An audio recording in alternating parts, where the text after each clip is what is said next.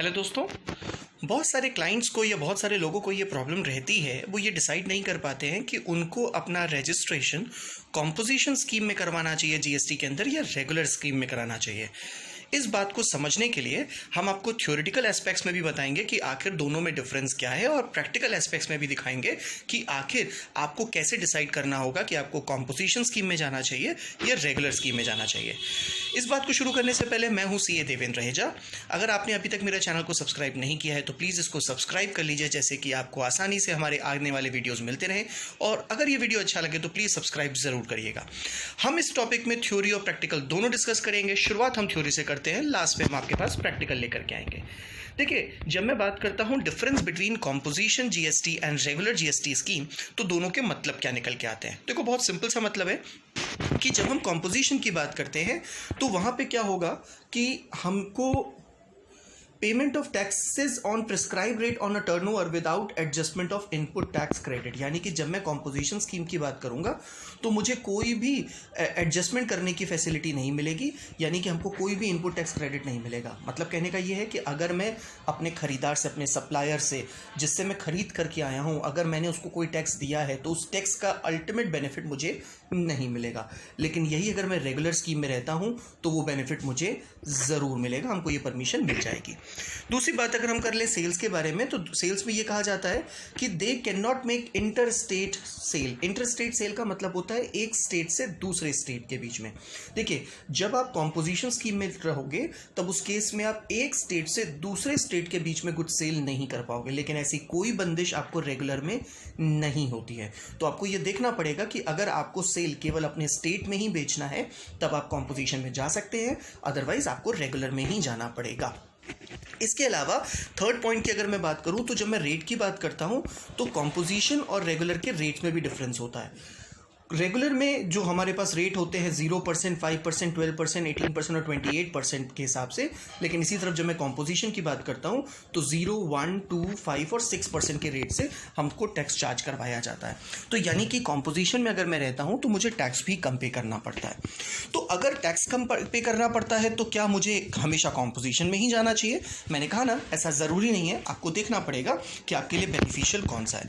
हालांकि अगर हम बात करें इन दोनों के बीच में तो कुछ टर्नओवर का भी लिमिट होती है, यानी कि आपको पता होना चाहिए कि अप टू 1 करोड़ 50 लाख, यानी कि 1.5 करोड़ तक का अगर आपका टर्नओवर है तब तक ही आपको चॉइस मिलती है कि आप रेगुलर या कॉम्पोजिशन में से कोई एक ऑप्ट करें। जैसे ही आपकी टर्नओवर 1.5 करोड़ को क्रॉस कर जाती है, एग्रीगेट टर्नओवर अगर आपकी 1.5 करोड़ को क्रॉस कर जाएगी, तब आपको ये ऑप्शन नहीं मिलेगा। इन दैट केस आपके लिए ये मैंडेटरी हो जाएगा कि आप रेगुलर ही सेलेक्ट करिए।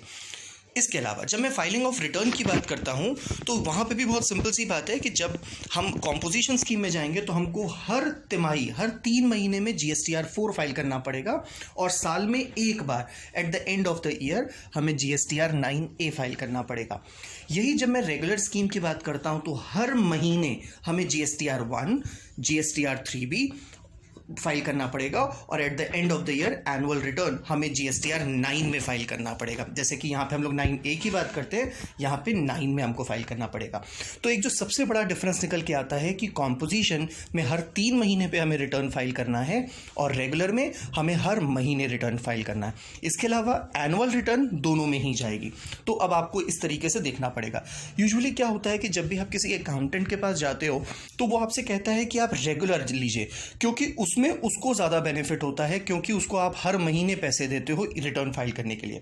हालांकि गवर्नमेंट आपको मोटिवेट भी करती है कि आप खुद से भी चाहो तो खुद से भी रिटर्न फाइल कर सकते हो। इसके अलावा लास्ट और भी कुछ पॉइंट्स के बारे में डिस्कशन करते हैं कि कॉम्पोजिशन स्कीम में अगर आप रहते हो तो जैसे आप किसी स्टेट में नहीं गुड्स बेच सकते हो, वैसे आप किसी दूसरी कंट्री में भी गुड्स नहीं बेच सकते हो, यानी कि आप एक्सपोर्ट भी नहीं कर सकते हो और स्पेशल इकोनॉमिक जोन में भी नहीं गुड्स को भेज सकते हो। लेकिन ऐसी कोई कंडीशंस आपको रेगुलर में नहीं मिलती। रेगुलर में आप बिल्कुल फ्री हो, पूरे आज़ाद हो कि दुनिया के किसी भी कोने में भी आप गुड्स को बेच सकते हो। इसके अलावा जब मैं एंट्री और एग्जिट की बात करता हूं तो ये भी बहुत इंपॉर्टेंट है आपके लिए समझना कि अगर आपने एक बार कॉम्पोजिशन स्कीम में ऑप्ट कर लिया, can out opt from composition any time through out the year, यानी कि एक बार अगर आपने कॉम्पोजिशन को सेलेक्ट कर लिया कुछ महीनों के बाद अगर आपको लगता है कि मुझे इस चीज़ को बदल देना चाहिए तो आप बिल्कुल बदल सकते हो, एट एनी टाइम आप इसको चेंज कर सकते हो। लेकिन अगर आपने रेगुलर को ऑप्ट किया है तब उस केस में ये आपको सिर्फ 1 या 2 बार ही परमिशन मिलती है, उससे ज़्यादा नहीं मिलती है। वो कब मिलती है? Can opt in to composition only at the prescribe time, generally February to March, यानी कि फरवरी से मार्च के बीच में 2 महीने के बीच में आपको ये परमिशन मिलती है कि अगर आप चाहो तो अपने रेगुलर से कन्वर्ट कर सकते हो कॉम्पोजिशन में। होपफुली थ्योरेटिकली आपको समझ में आया होगा।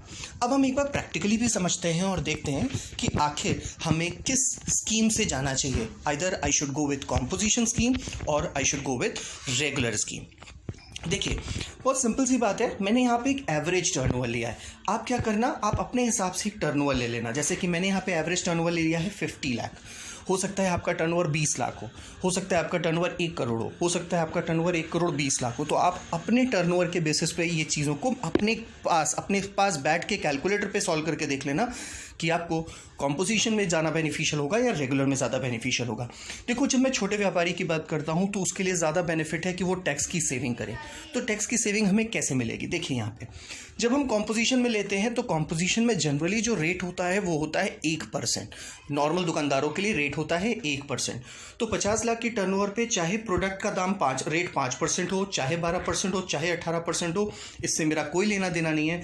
हमको केवल 1% से ही टैक्स पे करना पड़ेगा। यानी कि 5 हो तब भी 1%, 12 हो तब भी 1%, 18 हो तब भी 1%। दैट मीन्स सेल का 1% पे हमको टैक्स पे करना होता है। दूसरी तरफ जब मैं रेगुलर की बात करता हूं तो रेगुलर में हमको एक एवरेज अपनी प्रॉफिट निकालना होता है। देखो, हो सकता है कि आप कई सारे प्रोडक्ट बेचते हो, उसके अलग अलग रेट हो। किसी का आप प्रॉफिट अर्न करते हो 5%, किसी में अर्न करते हो 20%, किसी में अर्न करते हो 25%। आप एक काम करो, एक एवरेज ले लो कि आप लगभग एवरेज कितना परसेंट प्रॉफिट बुक करते हो।